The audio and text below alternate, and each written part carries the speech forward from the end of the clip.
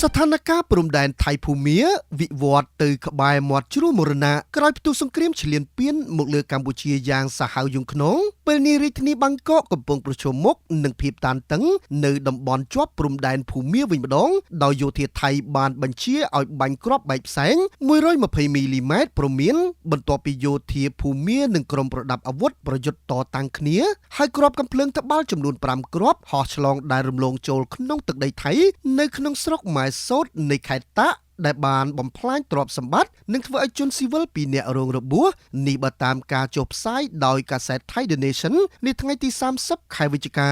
យ៉ាងណាយោធាថៃបានក្តៅស្លឹកត្រចៀកជាការឆ្លើយតបមេបញ្ជាការយុទ្ធភូមិភាគ3លោកវរៈទេពបណ្ឌយៈបានបញ្ជាក់ថាកងកម្លាំងថៃត្រូវបានបញ្ជាឲ្យបាញ់គ្រាប់បែកផ្សែងសងសឹកបន្ទាប់ពីមានការប្រយុទ្ធគ្នារវាងកងទ័ពរដ្ឋាភិបាលយោធាមីយ៉ាន់ម៉ា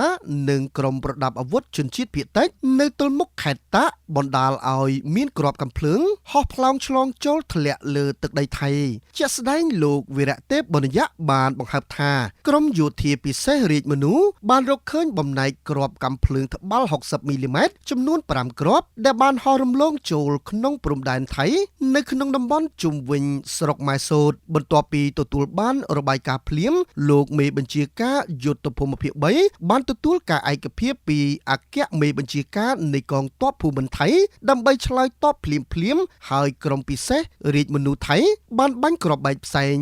120មីលីម៉ែត្រចំនួន4គ្រាប់សម្ដៅទៅកាន់តំបន់ចំនួនវិញយ៉ាងណាមកទល់ពេលនេះលោកវីរៈទេពបណ្ឌយៈបានលើកឡើងថាស្ថានភាពទូទៅឥឡូវនេះត្រូវបានគេរាយការណ៍ថាមានលក្ខណៈធម្មតាទោះជាយ៉ាងនេះក្តីលោកមេបញ្ជាការថៃរូបនេះបានចេញបទបញ្ជាយ៉ាងម៉ឺងម៉ាត់ដល់ក្រុមការងាររាជមនុឲ្យរក្សាការឃ្លាំមើលមិនដាច់ភ្នែកនៅតំបន់ព្រំដែននិងផ្ដល់អាទិភាពដល់សុវត្ថិភាពនិងការការពារប្រជាជនថៃដែលរស់នៅក្បែរនោះខណៈស្ថានភាពព្រំដែនថៃភូមាកាន់តែផុយស្រួយនិងកំពុងវិវត្តឆ្ពោះទៅរកជ្រោះមរណៈ